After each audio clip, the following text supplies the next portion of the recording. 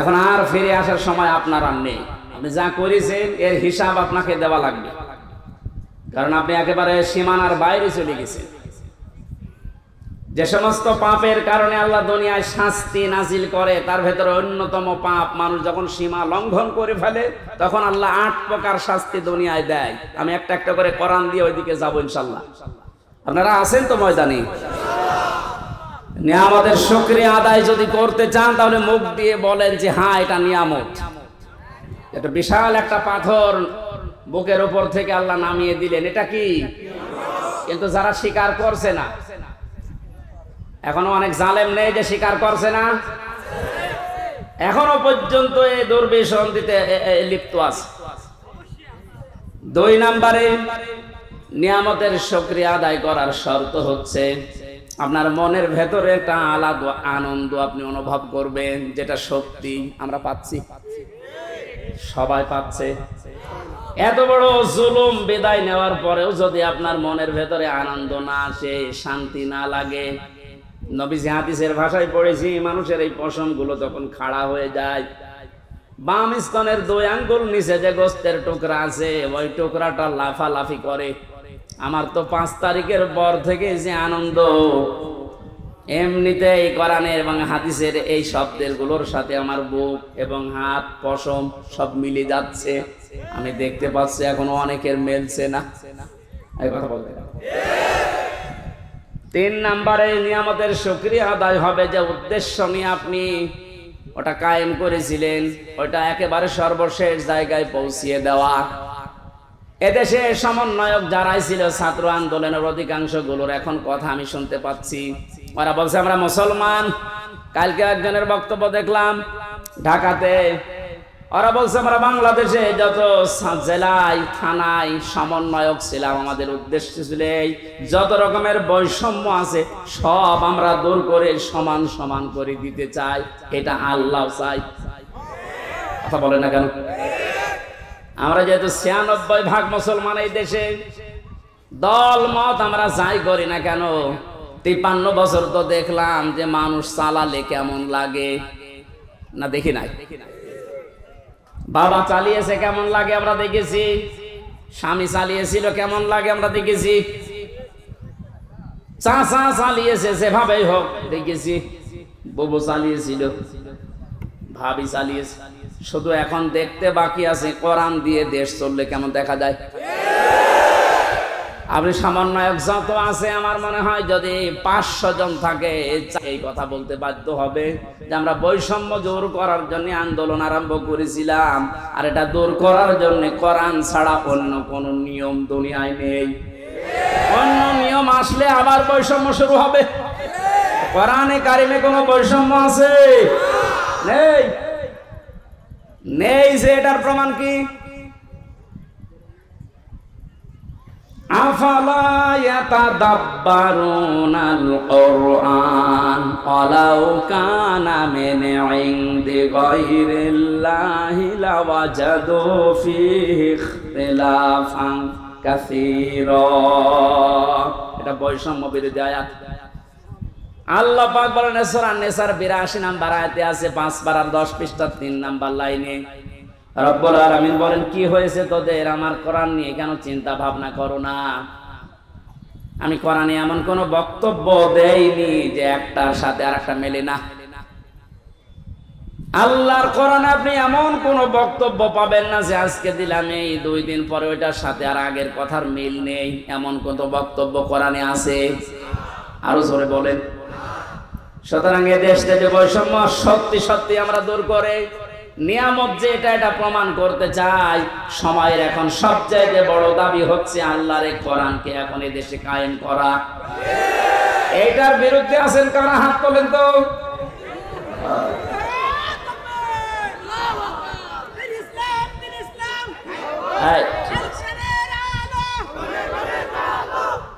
মানুষের এখনো মনে হয় ঘর কাটেনি। আমার মনে হয় আমান আজমি ভাই আয়না ঘর থেকে এসে এখনো যেমন স্বাভাবিক হতে পারেনি। ব্যারিস্টার আরমান আয়না ঘরে 8 বছর থাকার পরে এখনো উনি স্বাভাবিক হতে পারেনি। আমিও জেলখানায় 3 বছর, আমি এখনো স্বাভাবিক না।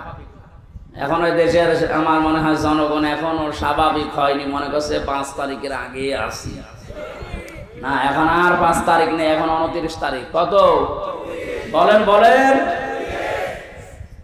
যেন এর দাবি এখন এটা, যেহেতু বৈষম্য দূর করার জন্য, সংস্কার করার জন্য সব জায়গায় কাজ চলছে, সব চাইতে বড় সংস্কার হবে এখন যে জালেমগুলোর কারণে পুলিশ বাহিনীর বদনাম হয়েছে, ওদেরকে প্রকাশ্যে যা ভালো লাগে ওরা করা দরকার।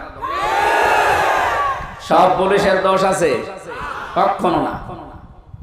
হাতে গোনা কয়েকটা জালেমদের দোষও যারা ছিল, বিশেষ করে আমার রিমান্ডে যে কয়জন ছিল, আমি তো অন্যগুলোর খবর ভালো জানি না, এদের আমি চিনি। আমি আকিজ গ্রুপে চাকরি করতাম, 8 দিন হাসপাতাল। এই শয়তানরা আমারে তুলে নিয়ে টাকা খাবে বলে ওই মালিককে এখন এই 5 তারিখের আগেও টাকা নিয়েছে। আমার মামলার আয়ুধে ছিল মিজানুর রহমান, এই মাদারীপুরে ট্যাকের হাটে বাড়ি। এরে খুঁজে বেড়াচ্ছে, যদি পায় এরে পিটিয়ে মেরে ফেলবে। আমার কুষ্টিয়াতে আমাদের সামনে 14 জন মানুষকে একদিনে মেরেছে, 5 তারিখে একদিনে। দারোগা সাহেব আলী। কুষ্টিয়ার মানুষ যদি ওর চেহারা পায় কি যে করবে মানুষ, কারণ যারা মারা গেছে সব আমার বাড়ির আশপাশে। এএসপি নামে একজন ছিল রিমান্ডে আমার, শেখ ইমরান হোসেন। ওর বাড়ি খুলনা ফুলতলা এলাকায়, ওর বাবা আওয়ামী লীগের উপজেলা চেয়ারম্যান। ওরাও খুঁজে বেড়াচ্ছে, কারণ 5 তারিখের আগে পর্যন্ত নাকি এরা টাকা নিয়েছে। স্যার আজকে আমারে কল দিয়েছিল, হুজুর 5 তারিখের আগেও আমার কাছে টাকা নিয়ে গেছে। এখনো যদি 5 তারিখ না আসতো মনে হয় আরো টাকা চাইতো। সুতরাং ওদেরকে আপনি ক্ষমা করবেন কি, কোন জিনিস দেখে? এই শয়তানগুলোর কারণে আজ হাজার হাজার পুলিশ এখনো পর্যন্ত ভয় আছে, বের হচ্ছে না বাইরে। এই জন্য এই বাহিনীর সবার দোষ না, যাদের দোষ এইগুলোকে এখন এই বাহিনীর সামনে এনে দেওয়া দরকার, যে নে যা পারবি ফুটবল খেল। কালকে ইনোরে একটা লাথি দেয়নি একজন? সম্মানিত ভাইরা, আমি যেটা বোঝাতে চাচ্ছিলাম, যেহেতু সংস্কার আরম্ভ হয়েছে আর এইটা করার জন্য ওনারা আন্দোলন করেছিল, সুতরাং সংস্কার খুব তাড়াতাড়ি করেন, নয়তো জালেমরা কিন্তু বসে নেই। ওরা একটা একটা করে ইস্যু তৈরি করবে, আবার অশান্ত করার চেষ্টা করবে। ডক্টর মোহাম্মদ ইউনূস বারবার বলছে, ভাইরা আমার সময় দিন, আমাকে কাজ করতে দিন। আপনাদের এই 17 বছরের জঞ্জাল আমি এই 17 দিনই শেষ করে ফেলবো, একটু সময় দিন আমারে। আর এর ভেতরে আমার কাছে বসে কাজই করতে দেন না, খালি এইটা ওইটা ওইটা আমার বাড়ি ঘেরাও। তা আপনি ওনার বাড়ি ঘেরাও করে কি করবেন? ওনারে তো পেছনে যারা খুঁটি দিয়ে রেখেছে তারা তো আর এই বাড়ি ঘেরাও কিছু মনে করে না। এই জন্য এই সমস্ত ছোটখাটো কাজ করে আপনি টার্গেটে পড়ে যান না। সংস্কার যখন চলছে, বাংলাদেশের যত ডিসি আছে, এসপি আছে, টিওনো আছে, ওসি আছে, যারা জালেমদের সহযোগী ছিল, সবাই না, যারা ছিল ইমিডিয়েট তাদেরকে এই মুহূর্তে বাধ্যতামূলক বাদ দিয়ে দেবে। কারণ এরা যদি একটু ফাঁক ফকড় পায়, ওরা কিন্তু অনেক কিছু করে ফেলবে। এই জন্য আমাদের উচিত হচ্ছে তাড়াতাড়ি করে এই সংস্কারগুলো খুব তাড়াতাড়ি আরম্ভ করা।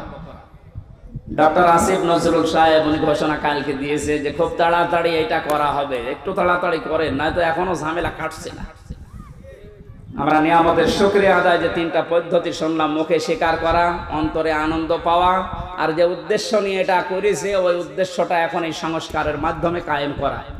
আল্লাহ আমাদেরকে এভাবে নিয়ামতের শুকরিয়া আদায় করলে আমরা যেটা চাই ওইটা আল্লাহ আরো বাড়িয়ে দেবে। ওয়ালাইন কাফারতুম, যদি না শুকরি করেন, যদি না বোঝার ভান করে থাকেন, যদি এবার ভুল করেন, এই ভুল কিন্তু আর শুধরানোর জায়গা থাকবে না। আর ইন্না আযাবিলা শাদীদ, আল্লাহর আযাব, শাস্তি বড় কঠিন। আল্লাহ তুমি আমাদেরকে আয়াতটা এক্ষুনি বাস্তবে মেনে নেওয়ার তৌফিক দাও, বলেন আমিন।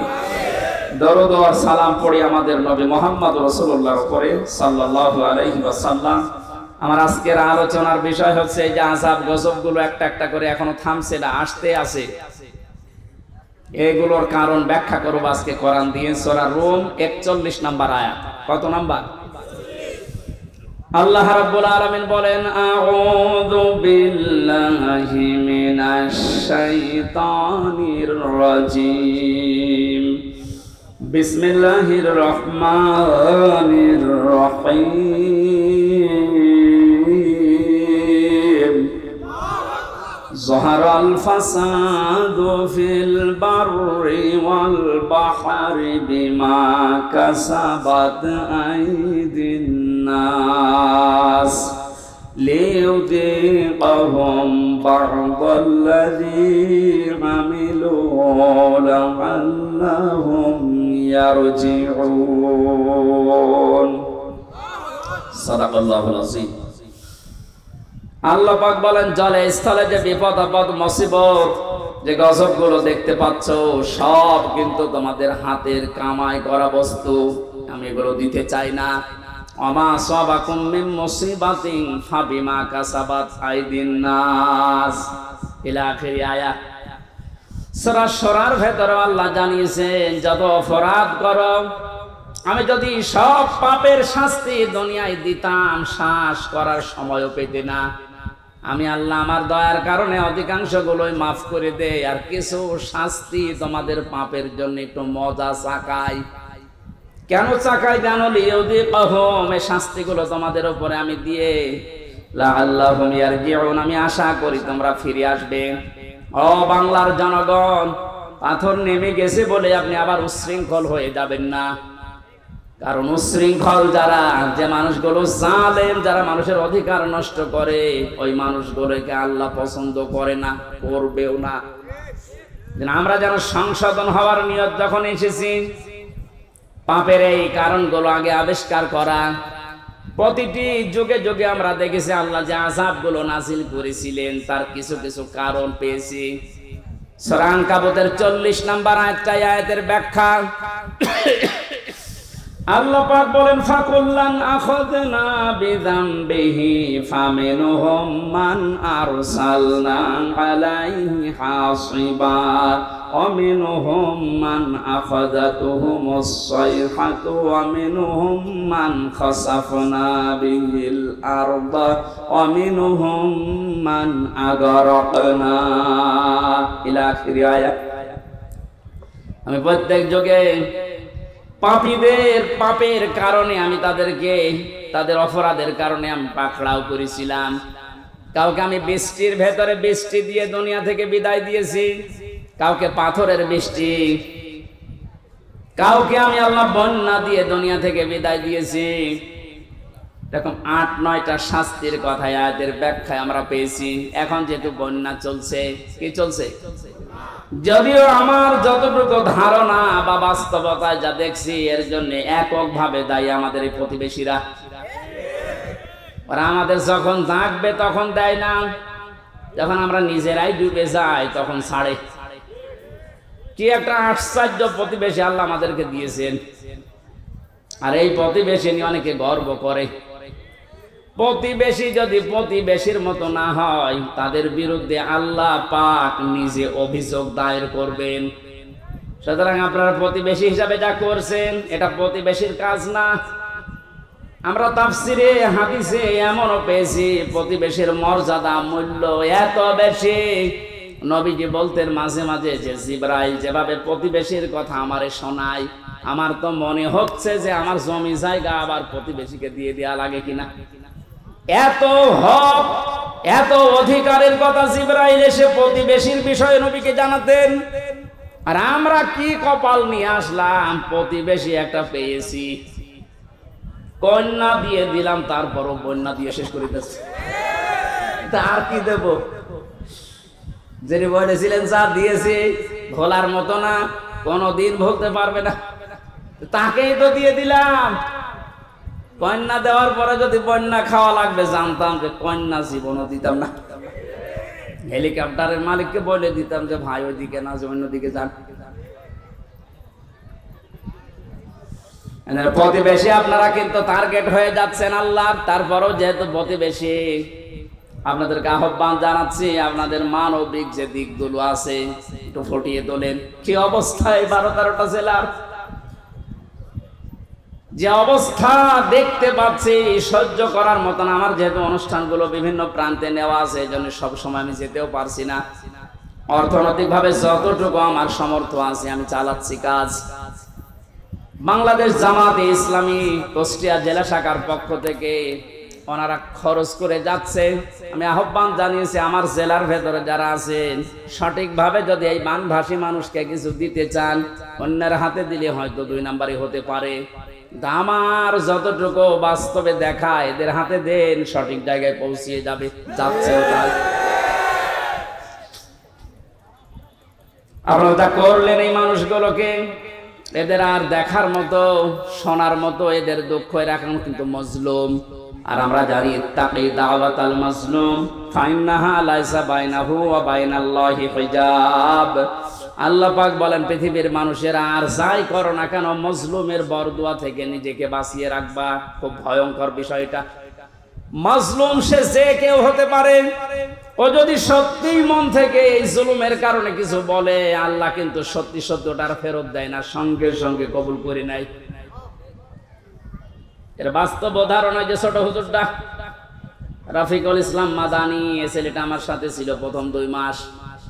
আমারে বলছিল, হামজা ভাই আমারে প্রথম ধরার পরে রিমান্ডে যেদিন আমার এরা 12:30টার সময় হাতির ঝিলে নিয়ে গেছে, পুরা উলঙ্গ করেছে, আমার শরীরে 1 টুকরা কাপড় রাখতে দেয়নি, রাস্তা 2 দিক থেকে ব্লক করে আমার পুরা শরীরটা উলঙ্গ করে একটা সিগারেট আমার হাতের ভেতরে ধরিয়ে দিয়েছে।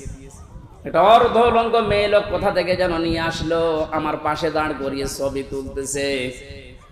আর একে অন্যকে বলছে এটা আজকে ছড়িয়ে দেওয়া লাগবে, তাহলে দেশের মানুষ বুঝবে যে হুজুরের অবস্থা কি।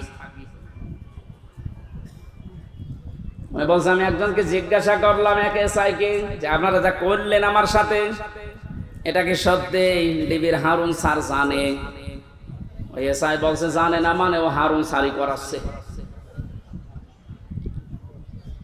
বলছে আমি এত অসহায় হয়ে গেলাম ওই সময়, মুখ থেকে আমার বের হয়ে গেল, আল্লাহ যা করলো তুমি তো দেখলে, যে লোকটার নির্দেশ মতো এগুলো করছে তারে তুমি একটু দেখো। আল্লাহ ঠিক দেখিয়েছে। ছোট হুজুরকে যা করেছিল আল্লাহ দুনিয়ায় থাকতে ওরে দেখিয়েছে 3 ইঞ্চি, রাস্তায় বের হতে পারে না। মহিলারা পর্যন্ত নাকি এখন জিকির করছে 3 ইঞ্চি 3 ইঞ্চি। কি কোথায় নামিয়েছে আল্লাহ দেখলেন। এটা রেকর্ড হচ্ছে, এজন্য যারা প্রতিবেশী আছেন খুব সতর্ক থাকেন। মাজলুমের দোয়া কিন্তু আল্লাহ ফেরত দেবে না। আপনি যদি বলে কয়েও দিতেন যে এই 8 ঘন্টা 10 ঘন্টা পরে আমি পানি ছাড়বো, তাও তো আমি একটু বসিয়ে নিতে পারতাম। রাতের বেলা ঘুমিয়ে আসে আর পানি দিয়ে আপনি ভাসিয়ে দিলেন। কত মানুষ এই ভেসেই মরে গেছে।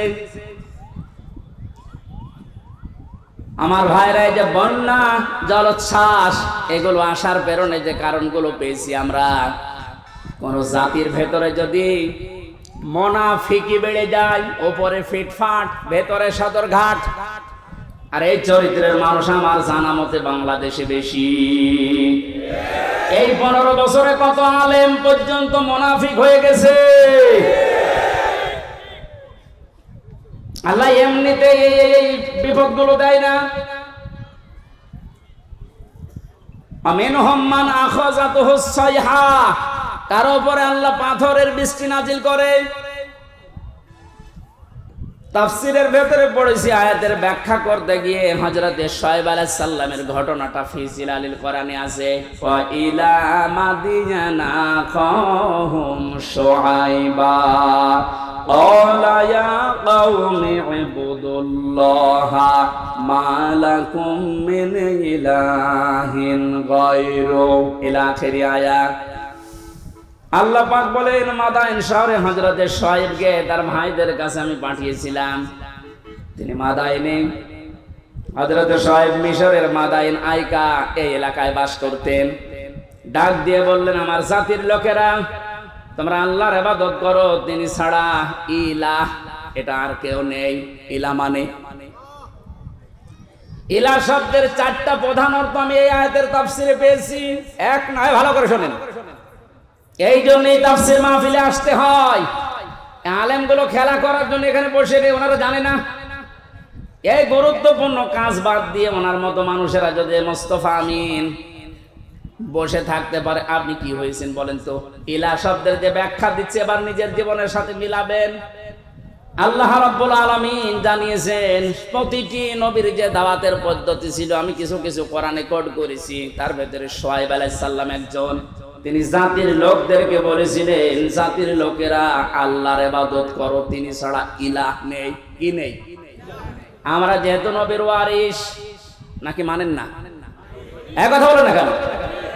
আমি তো প্রথমেই বলেছিলাম রাজনৈতিক ভাবে আমি একটা দলকে ভালোবাসি, সাপোর্ট করি, সহযোগিতা করি, কিন্তু এটা তো ওইটা না।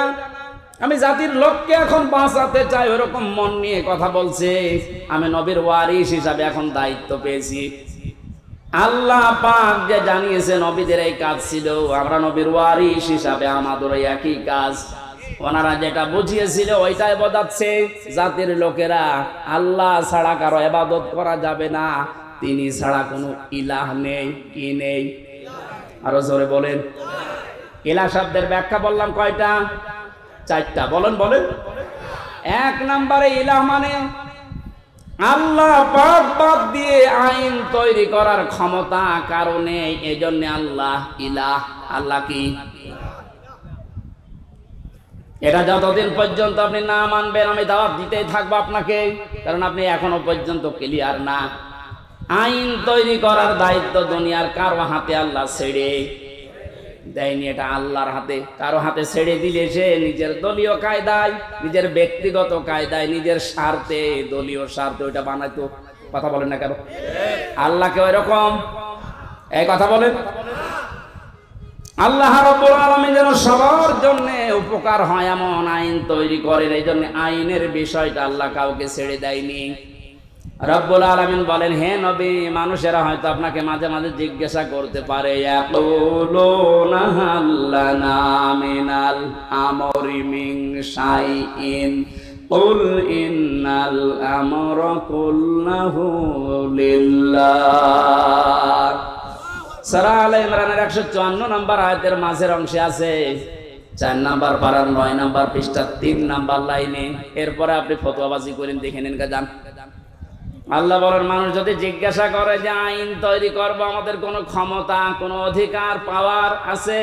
আল্লাহ বলেন, আপনি ফতোয়া দেন যে না, এটা শুধুমাত্র আল্লাহর দায়িত্ব। কার?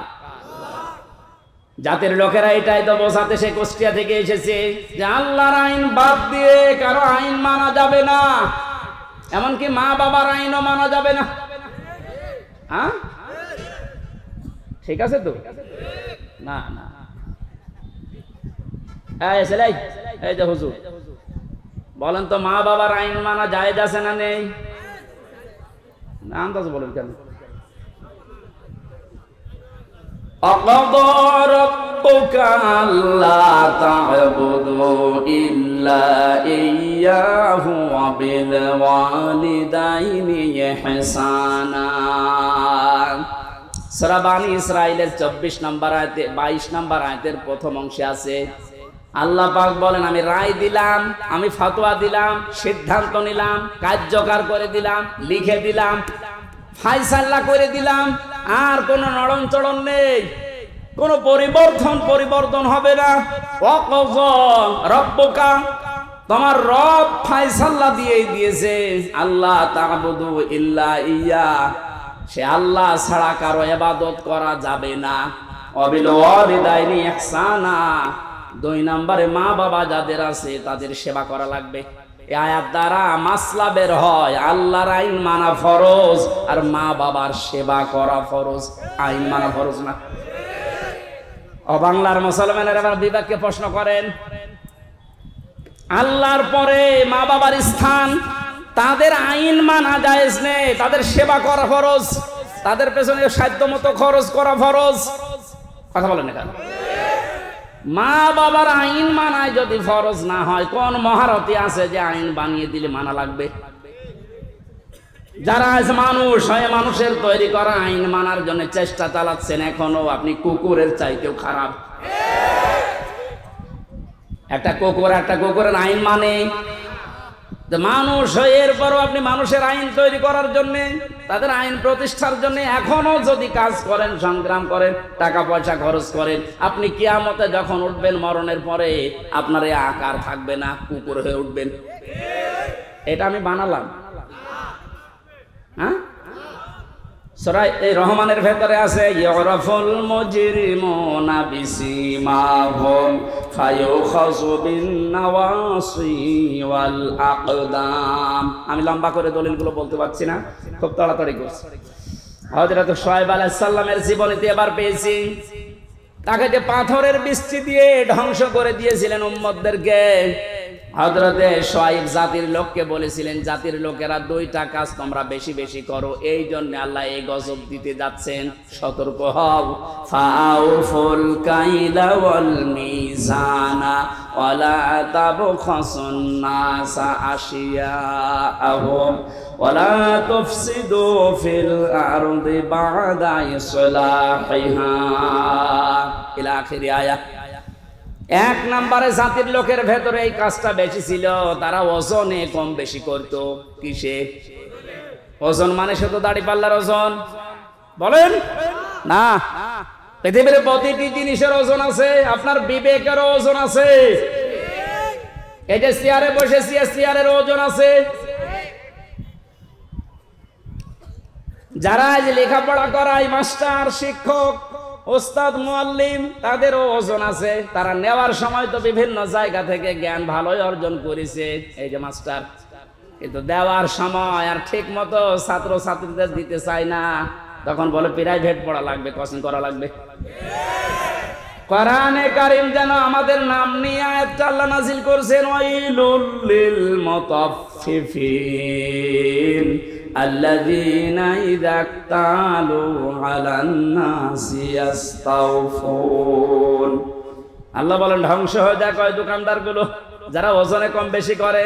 এখানে শুধু দোকানদার উদ্দেশ্য না, দুনিয়ায় যে যেখানে আছে ওই জায়গায় নেওয়ার সময় ঠিক মতো নেয়, দেওয়ার সময় যারা কম দেয়, এই মানুষগুলো এই আয়াতের ভেতরে শামিল। তাদের ধ্বংস কামনা করছে কে? যে যে জায়গায় আছে আমাদের ওজন যেন কম বেশি না হয়। আর জাতির ভেতরে ওজনের স্তর ঠিক নেই।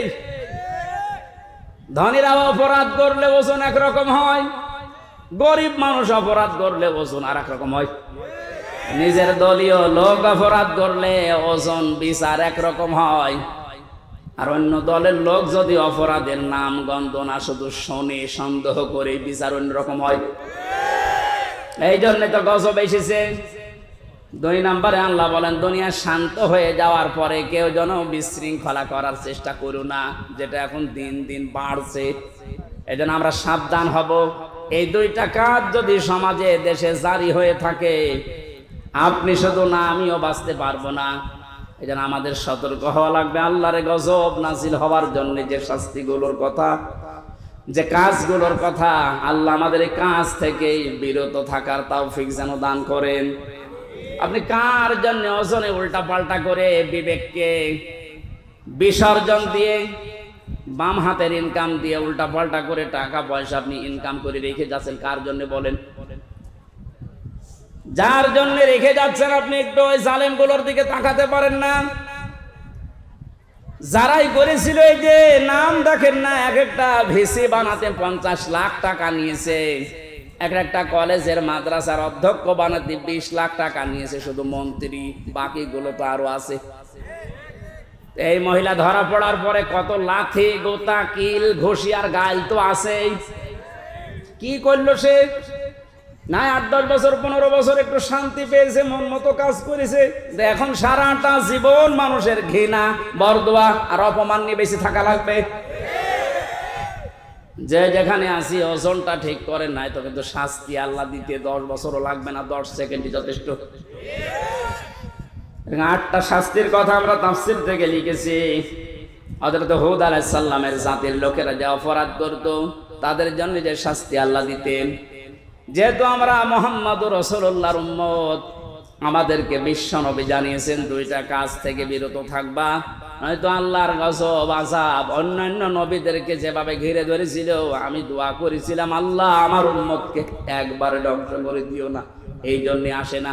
কিন্তু যদি এগুলো ব্যাপক হারে আরম্ভ হয়, আল্লাহর গজব নাজিল হতে কিন্তু বেশি সময় লাগবে না। আমাদের হাতের কামাইগুলো আমরা বন্ধ করব, বিশেষ করে ওজনটা। আর সব জায়গায় ওজনে কম বেশি করা হচ্ছে। আমরা চেয়ারে বসে ওজনালা কথা বলতে পারি না, আর 15 বছর তো পারি নাই। এখান থেকে একবার হুজুর এদিকে বলেন না ওদিকে বলেন না, ঠিক করেন। তো কি ঠিক করব? ঠিক করতে করতে তো আমরা চলে গেছি গর্তের ভেতরে। কেন্দ্রীয় মসজিদের ইমাম যিনি বাইতুল মোকাররম, তাকান তার দিকে। এই লোকটা পর্যন্ত যদি দালাল হয়ে যায়, এই দেশে আর কার দিকে ভরসা করবেন? অপমান করে আল্লাহ বিদায় দিয়েছে। যত রকমের ক্ষতি হয়েছে বাংলাদেশে ইসলামের এবং মুসলমানদের, বিশেষ করে ইসলামপন্থী উদার যারা, তাদের সবচেয়ে বেশি আমার মনে হয় ক্ষতি হয়েছে দালাল পন্থী আলেমগুলোর কারণে। কারণ নেক্সট সুরাতে ধোঁকা দিত এরা মানুষকে, আর আমাদেরকে মাঝে মাঝে জেলখানার ভেতরে ফতোয়া পাঠাতো। এত বেশি বোঝার দরকার কি? দেশি হুজুর আর নেই, হুজুর আছে ওভাবে চেপে রাখার অভ্যাস আমার নেই। যা পড়েছি যা বুঝেছি ওটা কোরআনে যে ফোর্সে আল্লাহ দিয়েছে ওটা বলতেই থাকবো মরণ পর্যন্ত। আল্লাহ এমন কোন গণা, এই ওজনটা আমরা যেন প্রত্যেকে ঠিক করি, কোন জায়গায় যেন বিশৃঙ্খলা না হয়, চেপে ধরবেন। যে যেখানে আছেন বিশৃঙ্খলা তৈরি হওয়ার আশঙ্কা থাকলেই ওরা যদি ডালে ডালে চলে, আমাদেরকে পাতায় পাতায় চলা লাগবে। এতে স্বাধীনতা কিন্তু আবার হারিয়ে যাবে। আল্লাহ বাস্তবতায় তুমি মানে কোরআনের আয়াত যেভাবে নাযিল করেছো ওইভাবে বোঝার তৌফিক দাও। আল্লাহুম্মা আমিন। লা ইলাহা ইল্লা আনতা সুবহানাক ইন্নী কুনতু মিনাজ জালিমিন। সারাটা জীবন অপরাধ করে জীবনটা নষ্ট করে ফেলেছি। নবীরা যে দাওয়াত দিয়েছিল যে আল্লাহ পাক ছাড়া কারো ইবাদত করা যাবে না, ইলা তুমি ছাড়া আর কেউ নেই, এটা জাতির লোককে বোঝার তৌফিক তুমি দাও। তুমি আইনদাতা, তুমি রক্ষাকারী, তুমি প্রতিপালনকারী, তুমি আমাদের উকিল অভিভাবক। এই কথাগুলো তুমি আমাদের প্রত্যেকের অন্তরে বদ্ধমূল করে দাও। এই আয়োজনে যদি সওয়াব দিয়ে থাকো আল্লাহ, কোটি কোটি গুণে রাসূলুল্লাহর রওজায় পৌঁছিয়ে দাও। যত মানুষ কবরে আছে আল্লাহ, কবরবাসীদেরকে তুমি নিজ গুণে ক্ষমা করে দাও। কখন কার মরণ চলে আসে জানি না। রব্বুল আলামিন, দেশটা যে মুক্ত ভাবে কথা বলার পরিবেশ ফিরিয়ে দিয়েছো, মুক্ত ভাবে তোমার আইন মানা যায় এরকম একটা পরিবেশ তুমি তৈরি করে দাও। প্রত্যেকের অন্তর তোমার হাতের ভেতরে।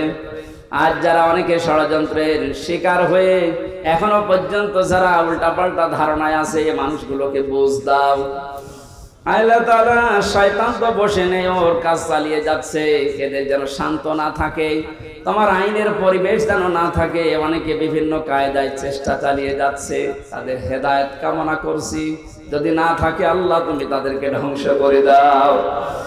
মা বোনদেরকে পর্দায় থাকার তৌফিক দাও, স্বামী সোহাগিনী বানিয়ে দাও। সবচাইতে বড় দোয়া আল্লাহ, এই দেশটা এখন বড় ঋণ, তুমি সব ঋণ পরিশোধ করার তৌফিক আমাদেরকে দান করো। দেশটা তুমি মেহেরবানি করে উপরে তুলে দাও। তোমার আইন দিয়ে চলছে এটা দেখে মরার তৌফিক আমাদেরকে দান করো আল্লাহ। কত আলেম এখানে এসেছে আল্লাহ, আলেমদেরকে তুমি কবুল করো। শ্রদ্ধাভাজন সভাপতি বাবলু চৌধুরী, আল্লাহ যে দায়িত্ব তার কাঁধের উপরে দিয়েছো, সততার সাথে ঈমানের সাথে পালন করার তৌফিক দাও। বারাকাল্লাহু লানা ওয়া লাকুম ফিল কোরআনিল আযীম। কখন কার আজরাইল চলে আসে জানি না, এখনো জানি না কার কাফনের কাপড়ে মান্দা বাজারে এসে পড়ে আছে। রব্বুল আলামিন, মুসাফির অবস্থায় দোয়া করছি, মরণ আসবে আমাদের চিন্তাও নেই, টেনশনও নেই, কিন্তু আমরা ঈমান নিয়ে মরতে চাই। সব রকমের ষড়যন্ত্র শয়তানের ধোঁকা থেকে বাঁচিয়ে একবারের জন্যও যেন শেষ কথা এটা বলতে পারি, লা ইলাহা